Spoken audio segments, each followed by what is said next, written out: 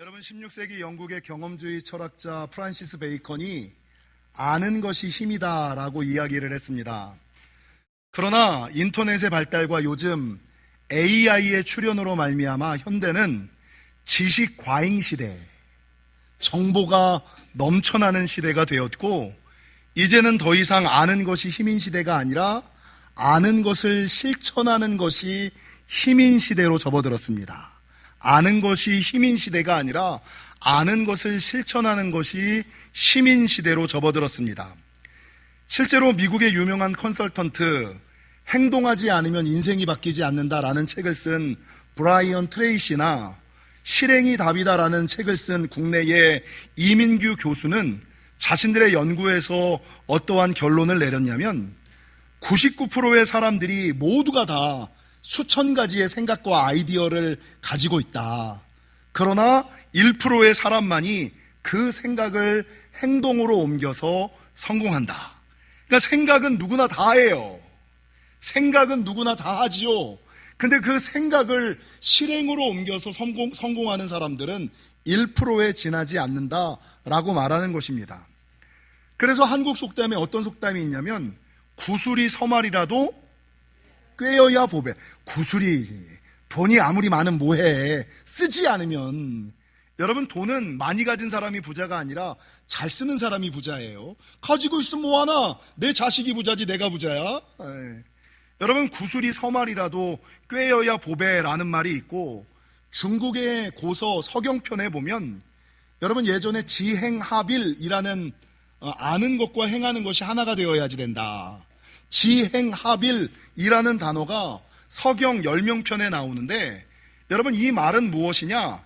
아는 것이 어려운 것이 아니라 행동하는 것이 진짜 어려운 것이다 라는 것을 말하기 위하여 지행합일을 이야기하고 있다라는 것입니다.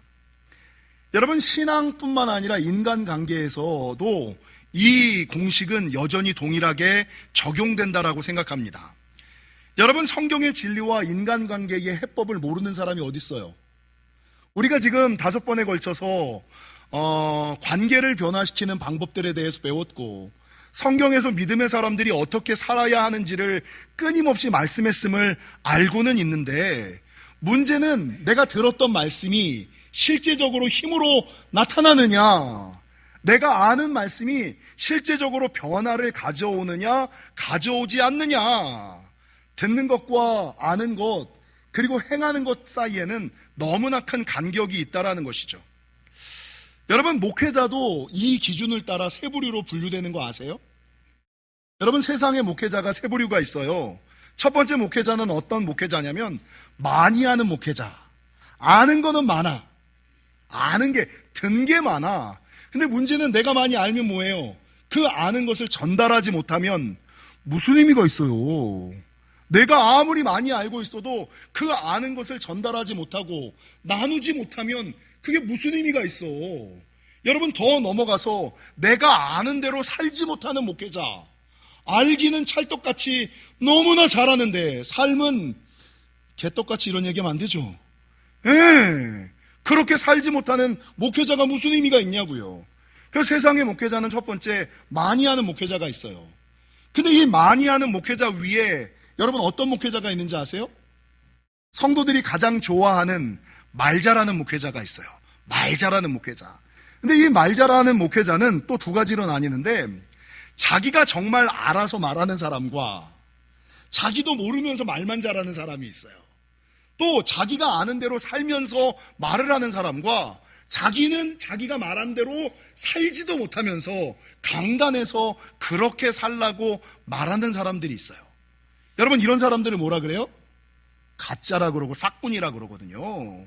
아니, 아는 대로 믿는 대로 말하고 전하고 살아야지 되는데, 여러분, 자기가 알지도 못하는 성경의 진리를 알지도 못하면서 마치 아는 것처럼 이것저것 가져다가 짜집기 하여 말씀을 전하는 사람들, 여러분, 자기가 아는 대로 살아야 진짜인데 그것이 아니라 알지도 못하고 살지도 못하는 대로 살아가는 목회자가 2단계 부류의 목회자예요.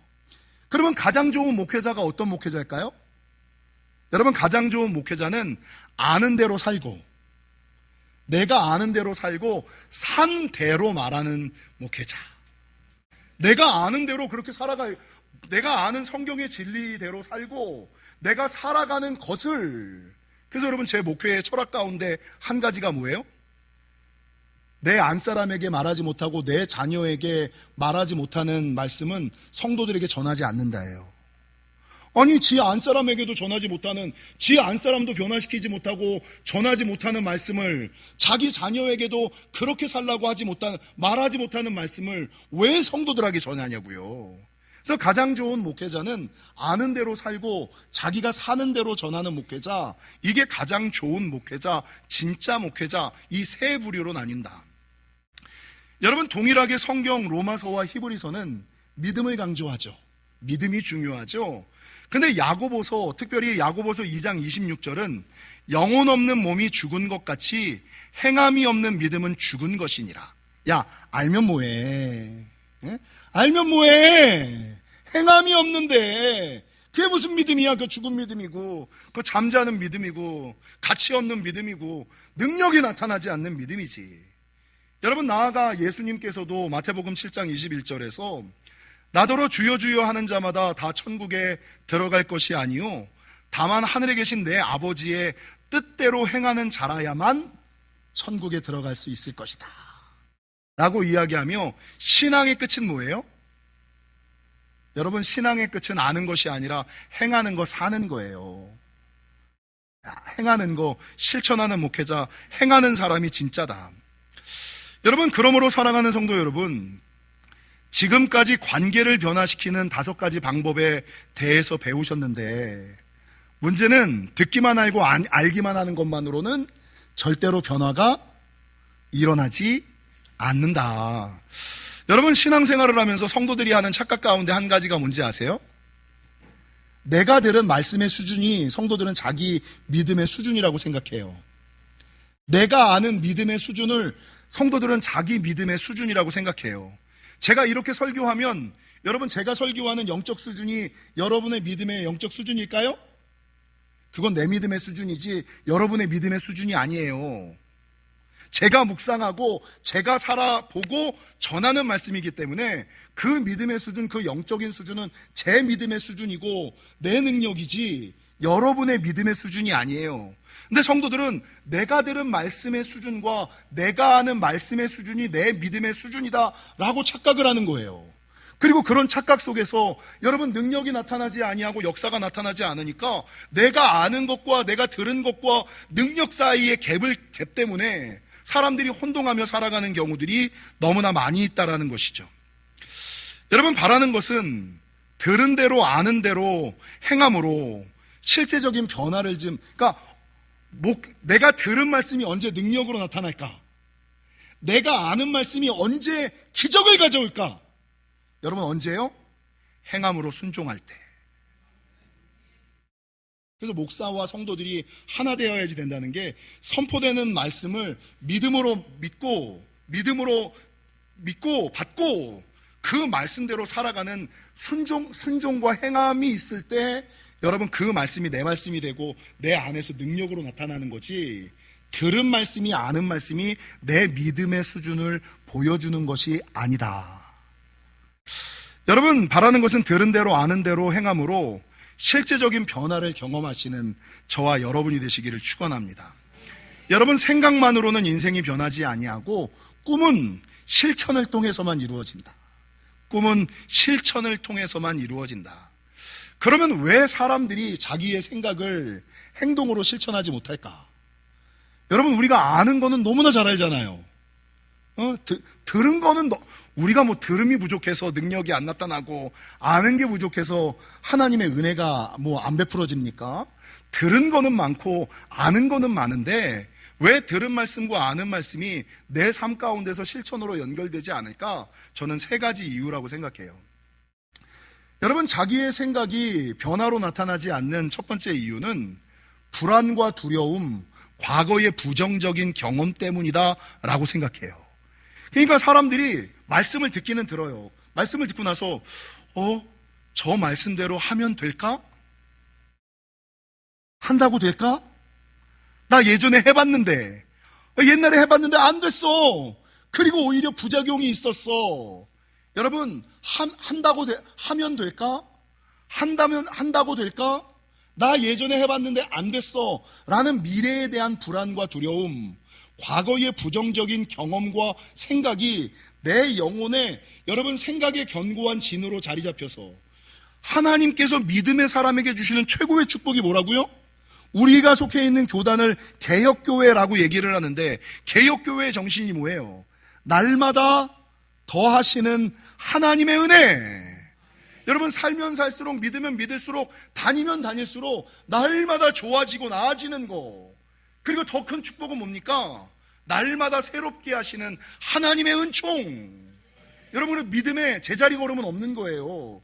그러니까 하나님께서는 날마다 좋아지기를, 날마다 나아지기를 원하시고 변화를 예비해 놓으시는데, 사람들은 그 말씀을 하면 될까? 한다고 될까? 나 과거에 몇 번 했는데 안 됐는데? 라는 과거의 부정적인 경험 때문에 주님께서 예비해 놓으신 날마다 더하시는 하나님의 은혜, 날마다 새롭게 하시는 하나님의 은총으로 여러분 자기가 가지고 있는 불안과 두려움, 과거의 부정적인 경험으로 변화를 차단해버리는 거예요. 여러분 따라하겠습니다. 하면 됩니다.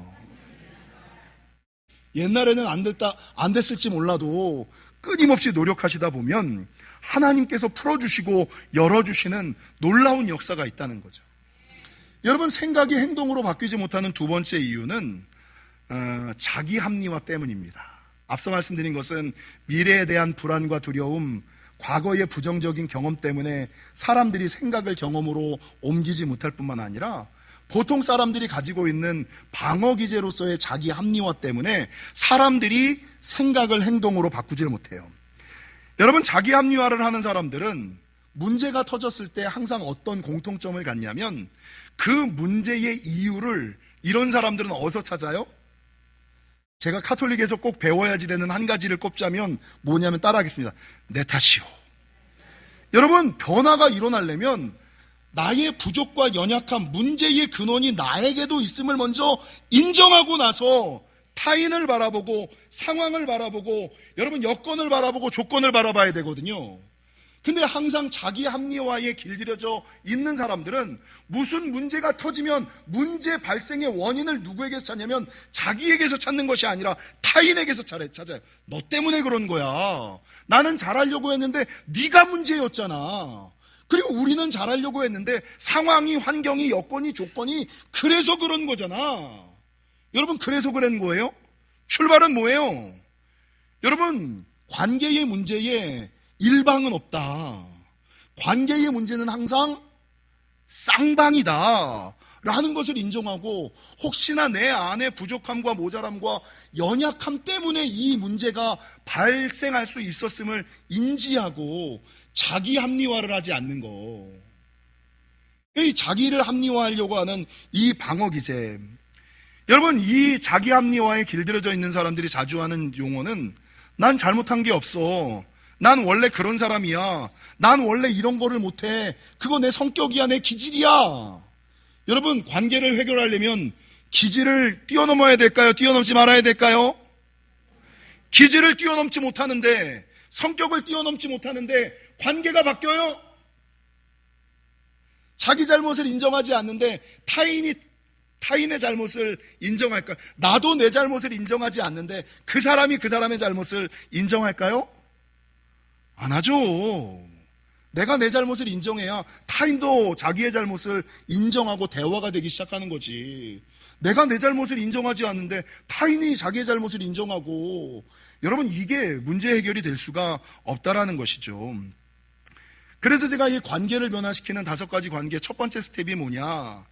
여러분, 자기의 실수와 연약함으로 말미암아 그 문제가 발생하였을지도 모른다라고 인정하라. 자기의 연약함, 자기의 부족함을 좀 인정하라. 이게 관계를 변화시키는 첫 번째 걸음이다라고 말씀드리지 않았습니까?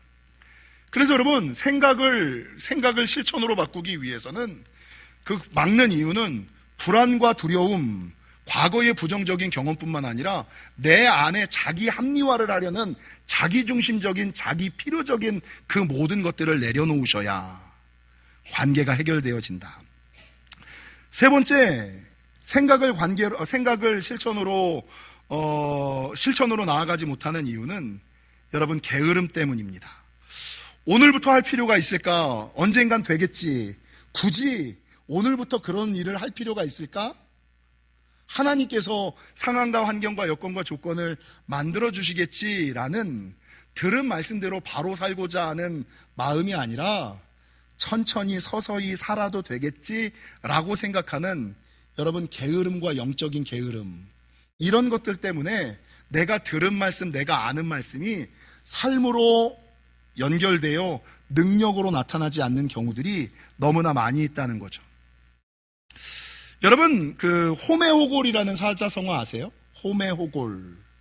호메호골이라는 사자성어는 여우가 묻은 것을 다시 판다, 여우가 묻은 것을 다시 판다라는 의미를 가지고 있는 사자성어예요.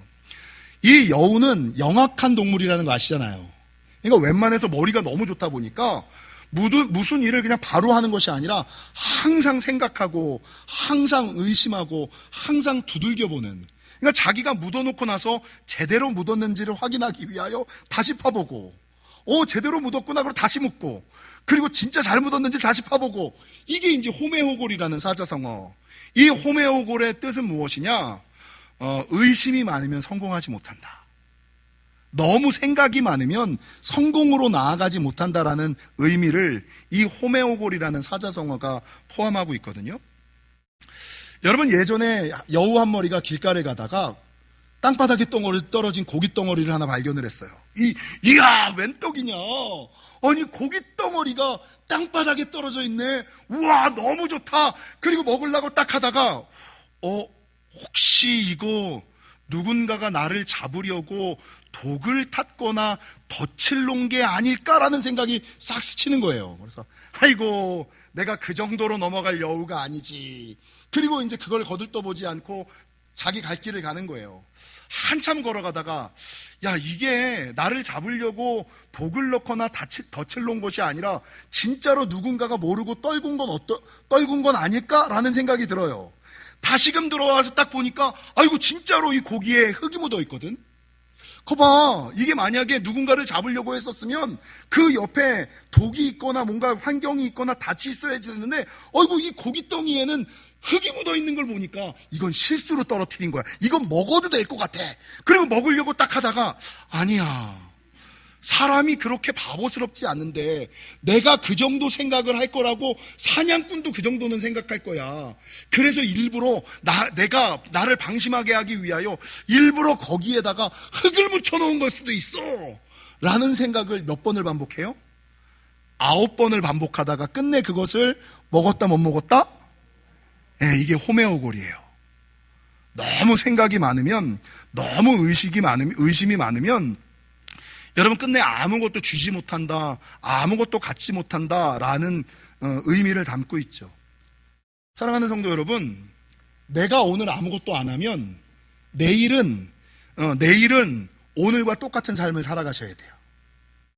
말씀을 들었어, 말씀을 알아. 근데 내가 오늘 아무것도 안 하면 내일도 오늘과 똑같은 삶을 살아야 돼. 변화가 일어날 이유가 없어요. 내가 오늘 아무것도 안 하면 내일도 오늘과 동일한 삶을 살아가야 될 수밖에 없다라고 수많은 사람들은 얘기하죠. 여러분, 인간관계와 성공하게 데일 카네기가 그의 책 인간관계론에서 관계를 변화시키는 법칙에 대해서 쭉 얘기를 해놨더라고요. 근데 이제 관계를 변화시키는 6가지 법칙이라고 데일 카네기는 얘기해놨는데, 좀 오래된 책이라 그것들은 좀 올드하고, 그것을 베이스로 해서 제가 재해석을 한 3가지 정도로 했어요. 여러분, 지금 여러분이 5번의 설교를 들으면서 나는 이 사람과 관계를 회복하고 싶어, 관계를 개선하고 싶어 라고 생각할 때 꼭 지켜야지 되는 3가지 법칙이 있어요. 요거는 지키셔야 여러분 관계가 해결되지 않았던, 개선되지 않았던 건 요 3가지를 지키지 않았기 때문이에요. 첫 번째가 뭔지 아세요? 절대로 비난, 비판, 옳고 그름을 따지지 말라예요. 네가 옳으니 내가 맞느니. 여러분, 관계를 개선하고 싶다면 비난하거나 비판하거나 절대로 옳고 그름을 따져서는 안 돼요. 여러분, 제가 일생을 살면서 가장 후회되는 것 가운데 한 가지는 제가 어렸을 때부터 학창시절을 같이 지내왔던 정말 오래된 친구가 하나 있거든요. 근데 그 친구가 대학을 다니다가 여자를 사귀면서 여자에 미쳐가지고 삶을 그냥 이렇게 삶이 막 어그러지는 거예요. 근데 걔는 제 영혼이 소울메이트. 걔는 나야. 나는 걔고. 내가 걔를 얼마나 좋아하고 사랑했는지 그 영혼이 잘 되라는 이유로 걔한테 원서봐. 너 그렇게 살아서는 안 돼. 네가 지금 여자랑 사랑하는 건 좋은데 너 여자 때문에 지금 당장 돈 벌 생각하지 말고 너 미래를 대비하고 준비해야지 라는, 내가 생각할 때는 정말 그 영혼의 인생을 생각하면서 나는 조언했다고 생각을 했어. 근데 들은 사람이 어떻게 들었어요? 아무리 좋은 말이라도 이게 그 친구랑 저랑 절교를 해서 아직까지도 안 봐요. 어디에 사는지도 몰라. 여러분, 많은 사람들이 자기는 옳고 자기는 맞는 입장이기 때문에 그 얘기를 해준다라고 얘기를 해요. 근데 그것도 받아들이는 사람이 그렇게 받아들이지 않으면 아무 의미가 없다. 관계를 회복하기 위해서는 여러분, 비난하거나 비판하거나 절대로 옳고 그름을 따져서는 안 돼요. 제가 말씀을 준비하다가 인터넷에 이런 글을 하나 봤어요. 예전에도 한번 본 적이 있는데, 여러분, 밥 먹고 나서 밥값 내는 사람과 밥값 내지 않는 사람이 있죠. 근데 보면 어떤 사람은 내는 사람은 매일 내고 안 내는 사람은 맨날 안 내. 근데 이 사람이 이렇게 글을 썼어요. 식사 후 적극적으로 밥값을 계산하는 자는 돈이 많아서 계산하는 것이 아니라 관계를 더 중요시하기 때문에 계산하는 것이다. 여러분, 둘이 밥을 먹는데 이 사람이 계속 밥을 내.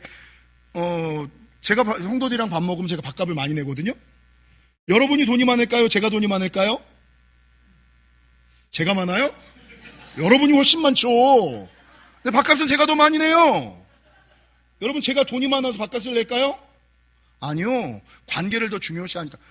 돈 그거 몇만 원, 몇십만 원, 그게 무슨 의미가 있어. 관계가 더 중요하지. 내가 그만큼의 관계를 너에게, 그 사람을 위하여 난 희생할 수 있지, 헌신할 수 있지, 맞춰줄 수 있지. 난 돈보다 네가 더 중요해. 이거거든요. 여러분, 교회에서 일을 할 때 어떤 사람은 발 벗고 나서서 자기 일처럼 하는 사람이 있는가 하면, 어떤 사람은 여우처럼 아주 영리하게 얘기를 해. 티 나지 않게, 티 날 만큼 뒤에서 일을 하는 사람들이 있어요. 근데 왜 교회 일에 어떤 사람들은 발 벗고 나서서 자기 일처럼 할까요? 여러분, 일할 때 발 벗고 나서서 하는 사람은 그 사람이 바보스럽고 머리가 영리하지 않고 똑똑하지 않아서 그런 것이 아니라 책임감이라는 것을 알기 때문이고, 여러분, 누군가 싸웠을 때 내가 먼저 사과하고 내가 먼저 잘못했다라고 화해의 손길을 내미는 것은 내가 정말 잘못해서가 아니라 그 사람과의 관계를 중요시 여기기 때문이고, 어떤 사람이 날마다 누군가를 도와주려고 하는 것은 내가 도와주는 것은 빚졌기 때문에 그러는 것이 아니라 그 사람을 진정한 친구, 내 영혼의 메이트로 생각하기 때문에 받을 생각하지 아니하고 끊임없이 돕고 베푸는 거예요. 여러분, 이 말씀을 준비하다가 예전에 제가 우리 교회에서 맨날 하는 말이 뭐냐면, 우리 영지교회에는 학사 위에 석사, 석사 위에 박사, 박사 위에 뭐가 있어요? 밥 사는 사람이 있다라고 근데 요거를 제가 농담처럼 맨날 했잖아요. 근데 253만 원으로 시작해서 17년 만에 5천억을 벌어들인 스노우폭스의 김승호 회장이라는 사람이 밥값 계산의 경제학이라는 이론을 내세웠어요. 제가 이걸 찾았어요. 밥값 계산의 경제학이라는 거를 이 김승호 회장이 내밀었는데, 이 김승호 회장의 지론은 이거예요. 밥값을 내지 않는 것은 경제적인 손실이다. 그러니까 어떤 사람은 아싸, 내가 밥값 안 냈네, 돈 굳었네 이렇게 생각하지만 밥값을 내지 않는 것은 경제적인 손실이다 이렇게 얘기를 해요. 왜냐하면 밥값을 잘 내는 사람들은 자신이 밥값을 잘 내는 사람이라는 것을 잘 모르지만, 여러분, 밥값을 안 내는 사람들은 사람들이 뭐처럼 알아요? 귀신같이 알잖아요. 누군가 사줄 때 그 사람이 잘 사주는 거는 잘 몰라. 근데 밥값을 안 내는 사람은 귀신같이 알아. 그러면 뭐가 형성이 안 돼요? 관계 형성이 안 돼요. 신뢰 형성이 안 돼요. 그럼 거기에서부터 발전이 없고 여러분 성장이 없고 성공이 없는 거예요. 그래서 이 김승호 회장이 뭐라 그러냐, 결론은 밥값을 잘 내는 사람이 밥값을 안 내는 사람들보다 더 성공하고 행복한 인생을 산다. 이게 여러분 밥값 계산의 경제학이다라고, 그러니까 세상 사람들이 생각하는 것과 전혀 다른 생각을 가지고 성공하는 사람들이 살아간다라는 것이죠. 사랑하는 성도 여러분, 우리 옆 사람이랑 이렇게 선포하겠습니다. 밥사가 됩시다. 네. 교회 안에서는요, 밥 사는 사람이 리더예요. 그래서 장로를 뽑거나 권사를 뽑을 때 밥 사는 사람만 뽑으세요. 네. 명확합니다. 밥 사지 않는 사람은 뽑을 이유가 별로 없어. 여러분, 둘째, 그래서 관계를 개선하기 위한 첫 번째, 비난과 정죄, 절대로 옳고 그름을 따지지 마라. 두 번째가 뭐냐면요, 관계를 변화시키기 위해서는 인정하고 칭찬하셔야지 돼요. 근데 이 인정은 두 가지가 있어요. 자기의 실수와 연약함을, 자신의 연약함과 부족함을 인정하는 거, 그리고 더 나아가서 상대방의 옳음과 나음도 인정하는 거. 그러니까 자기의 연약함을 인정할 뿐만 아니라 그 사람도 맞을 수 있어. 그래, 내가 틀릴 수도 있고 네가 맞을 수도 있어라는 것을 인정하셔야 돼요. 그리고 관계를 형성하기 위해서는 조금 더 나아가서 인정할 뿐만 아니라 뭘 하셔야 되냐면, 칭찬은 고래도 춤추게 한다고. 여러분, 칭찬하셔야지 돼요. 아무리 찾아봐도 칭찬할 거리가 없는 영혼들이 있기는 있지만, 거짓말로라도 이뻐 보이세요. 왜 웃지? 목사가 거짓말하는 거 봤어요? 네, 거짓말로라도 네, 칭찬하셔야 돼요. 왜냐하면 인정과 칭찬은 굳어진 마음을 녹아줘. 사람들이 제일 가지는 욕구가 뭔지 아세요? 살다 보면 아시겠습니다만, 세상 사람들이 갖고자 하는 최고의 욕구는 인정의 욕구예요. 특별히 남편들이 가장 원하는 욕구가 뭐예요? 인정의 욕구예요. 난 당신 믿어. 당신 잘할 거야. 남자들이 제일 원하는 게 이 인정의 욕구. 그래서 제가 이 결혼 세미나를 할 때 맨날 자매들한테 하는 거, 사랑하는 사람과 결혼하지 말고, 편한 사람, 사랑하는 사람과 결혼하지 말고 존경할 만한 사람이랑 결혼해라 라고 이야기. 그러니까 남자들은요, 여자는 자기를 이쁘다고 해주는 사람을 위하여 화장을 고치고, 남자는 자기를 알아주는 사람, 믿어주는 사람, 인정해주는 사람을 향하여 목숨을 던져요. 인정해 주셔야 돼요. 인정과 칭찬만이 사람의 굳어진 마음을 풀어줄 수 있다. 마지막 세 번째, 관계를 변화시키기 위한 법칙. 옳고 그름을 따지지 마라. 인정하고 칭찬하라. 없는 거라도 만들어서 좀 해라. 세 번째, 역지사지. 상대방의 입장에서 좀 서봐라. 상대방의 입장에서 한번 서봐라. 내가 생각할 때는 안 맞지만, 그 사람 입장에서, 그 사람 상황에서 생각해보면, 따라하겠습니다. 그럴 수도 있지. 몰라서 그렇지. 알 때가 오겠지. 그래서 그랬구나. 그래서 그랬구나. 여러분, 내 입장에서 생각해보면 이해가 안 돼요. 내 상황에서 점검해보면 여러분 받아들일 수 없어요. 근데 상대방의 입장에서 생각해보고 상대방의 상황에서 문제를 바라보면 그래서 그랬구나. 그럴 수도 있구나. 여러분, 이게 될 수 있다는 것이죠. 그리고 요 세 가지 위에 가장 중요한 것은 좀 전에 말씀드렸던 요 세 가지를 끊임없이 반복하고 훈련하라. 언제까지? 될 때까지. 그래야지만 우리의 어그러진 관계가 바뀔 거라는 거죠. 여러분, 5번에 걸친 관계를 변화시키는 5가지 방법을 설교했습니다. 정리를 잠깐 하자면, 여러분, 사람의 인생은 인간관계예요. 근데 인간관계를 정리를 좀 하실 필요가 있는데, 그 정리의 기준은 뭐냐? 살 사람이냐 안 살 사람이냐, 볼 사람이냐 안 볼 사람이냐. 여러분, 안 살 사람이라면 좀 이렇게 멀리 다운사이징하고 관계를 정리할 필요. 안 볼 사람이라면 그래도 돼요. 그런데 안 볼 수 없는 사람이라면, 살 사람이라면 여러분 노력하셔야 돼요. 내가 바뀌지 않으면 살 사람인데, 볼 사람인데 안 보고 살 사람이 아니라면 누군가는 노력해야지 돼요. 그리고 이왕이면 믿음 있는 사람, 은혜 있는 사람, 신앙 있는 우리가 먼저 하는 것이 옳다라고 말씀드리는 거죠. 여러분, 오늘 본문도 마찬가지죠. 사도 바울이 디모데에게 뭘 권면하느냐?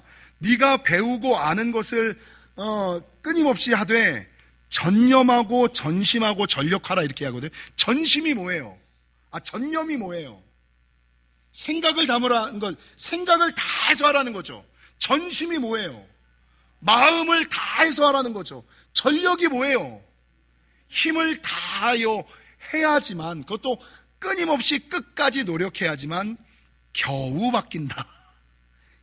바뀐다라는 것을 기억하시고, 바라는 것은 관계를 변화시키는 이 5가지 방법을 그냥 듣기만 하고 끝내고 아는 것으로만 끝내는 것이 아니라 실제적으로 좀 실천하고 노력하고 훈련하고 반복하심으로 말미암아 변화를, 기적을 체험하시는 저와 여러분이 되시기를 주님의 이름으로 간절히 축원합니다.